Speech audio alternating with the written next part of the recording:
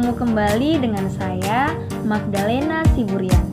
Hari ini saya akan membahas sebuah materi yang berjudul Hubungan antara gaya dan gerak, perpindahan dan perubahan energi gerak. Nah, adapun poin penting yang akan kita bahas dalam materi ini yaitu 1. Gaya terhadap gerak benda, 2.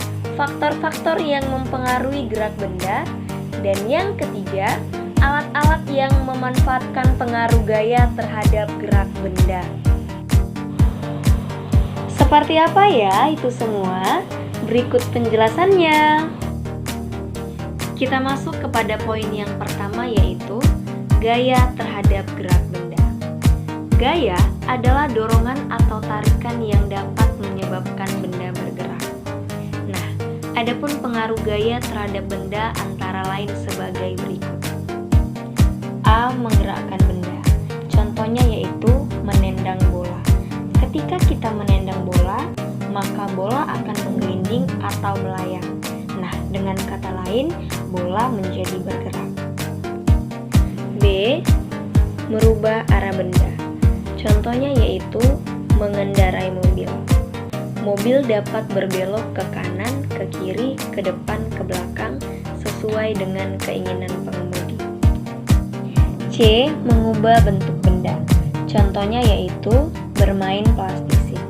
Plastisin berubah bentuk menjadi bermacam-macam sesuai dengan keinginan yang memainkannya. D. Membuat benda bergerak jadi diam.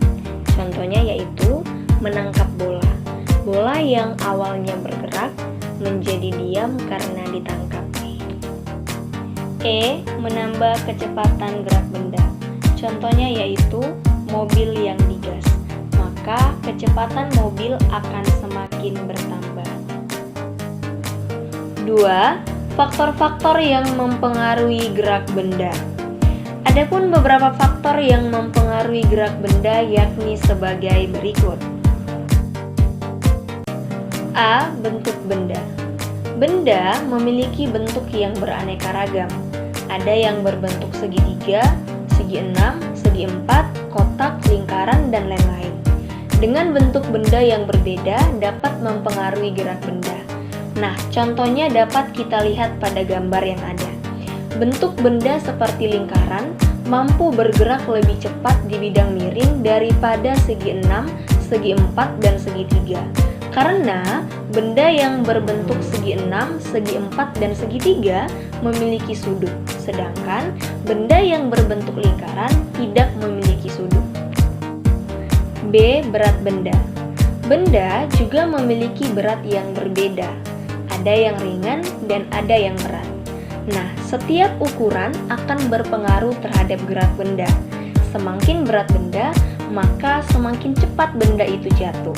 Sebaliknya, semakin ringan benda, maka akan semakin lama benda itu jatuh. Contohnya dapat kita lihat pada gambar. Besi akan jatuh lebih cepat karena berat, sedangkan kapas akan jatuh lebih lama karena ringan. C.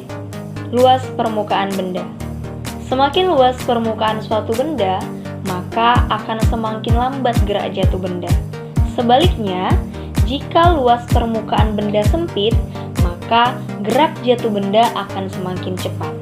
Contohnya dapat kita lihat pada gambar yang ada.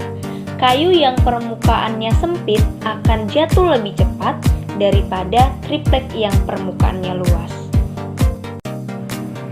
D. Permukaan bidang yang dilalui benda. Semakin kasar permukaan bidang yang dilalui benda, maka akan semakin sulit benda bergerak. Namun, jika permukaan yang dilalui benda halus, benda akan semakin mudah bergerak. Nah, contohnya dapat kita lihat pada gambar yang ada. Balok A akan meluncur lebih lama dari balok B karena pada balok A, bagian permukaan yang dilaluinya kasar, sedangkan balok B, permukaan yang dilaluinya halus. Kita masuk kepada poin yang terakhir yaitu alat-alat yang memanfaatkan pengaruh gaya terhadap gerak benda. Adapun beberapa kegiatan yang memanfaatkan pengaruh gaya adalah sebagai berikut. A. Bersepeda. Pengaruh gaya terhadap kegiatan ini yaitu gaya mengayuh mengakibatkan sepeda bergerak, gaya mempengaruhi arah gerak sepeda, dan gaya mempengaruhi kecepatan gerak sepeda. B. Bermain mobil-mobilan. Pengaruh gaya terhadap kegiatan ini yaitu gaya menarik mengakibatkan mobil-mobilan menjadi bergerak, dan gaya mempengaruhi kecepatan mobil-mobilan. Demikianlah pemaparan materi dari saya, semoga bermanfaat. Jangan lupa like, share, and subscribe. Unika Smart, Unika Jaya. Thank you.